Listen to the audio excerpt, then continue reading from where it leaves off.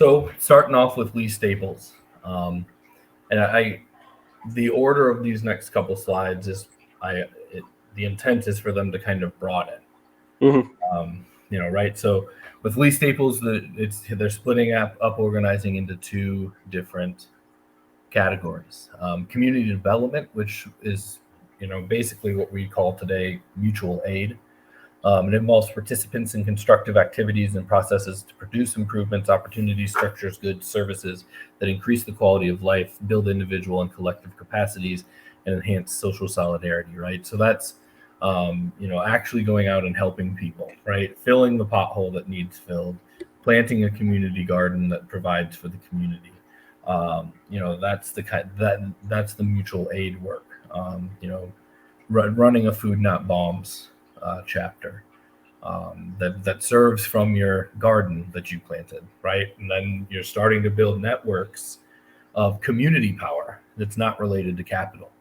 That it's kind of starting to build an opposing parallel power which you can organize off of, right? Because it is a problem that almost all of our organizing work is necessarily standing upon capitalist institutions, right? We require their infrastructure to do our work, and it's an example would be what happened in Russia when the banks and Google and Apple all stopped taking their money.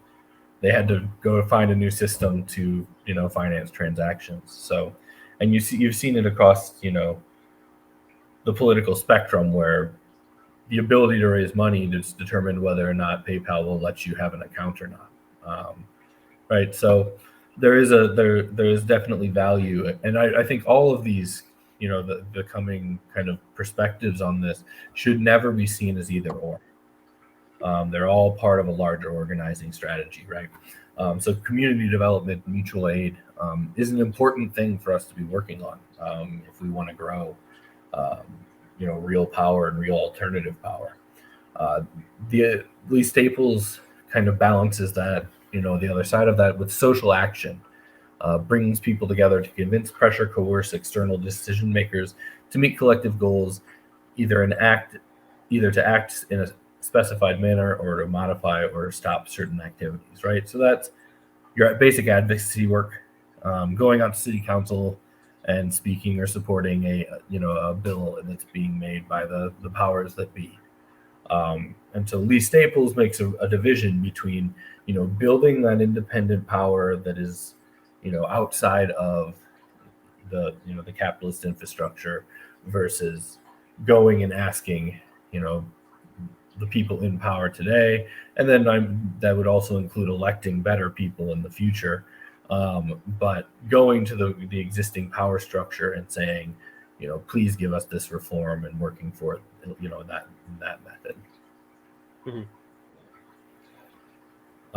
Both of them share a common goal of resolving concrete problems, but the former employs adversarial strategies. So social action employs adversarial strategies to push external targets, whereas community development takes a cooperative approach to solve problems internally within the community or the organizing group. Mm-hmm.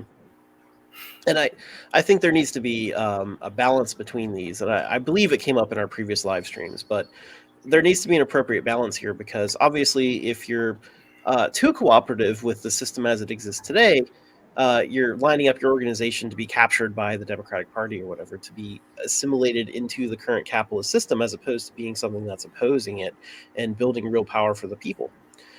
So you have to have somewhat of an adversarial nature. But also history is full of all of these experiments where people will go off and form mutual aid communities where they try to completely cut themselves off from capitalism and the state. And they also find it too hard to build up their community outside of the system because the system is designed to repress that sort of thing. So there has to be some sort of balance here where you're building the community power through mutual aid, but you're also using that to challenge the state directly and to build your community power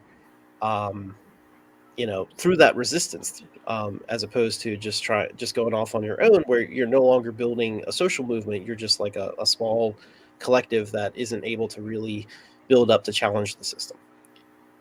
So that's I think another mindset here. You don't want to go too far in either direction, I suppose, right? Yeah, and I think it's important too to kind of understand, in some ways, unless you have a broad-based issue that you can engage in social action on, in some ways, the more community development route is the better early tactic, because you need to build the relationships that you can then, actually take social action and achieve change. If you don't, unless you have the networks existing, you're going to need to develop, relationships and networks in your community to actually be able to mobilize people, right? Because putting up a Facebook event isn't mobilizing and it's not organizing. Declaring a general strike for a day with no backing of any organizations at all, just saying it as one person or one group, that's not organizing, and that's not, if you don't have the community support, it's going to be hard to succeed with your social action. So they really have to be entwined. And it's kind of tactically what you're focusing on one time, from moment to moment, what's going to be the better, where you're going to be focused. But it's got to be a balance of both, like Garrett said.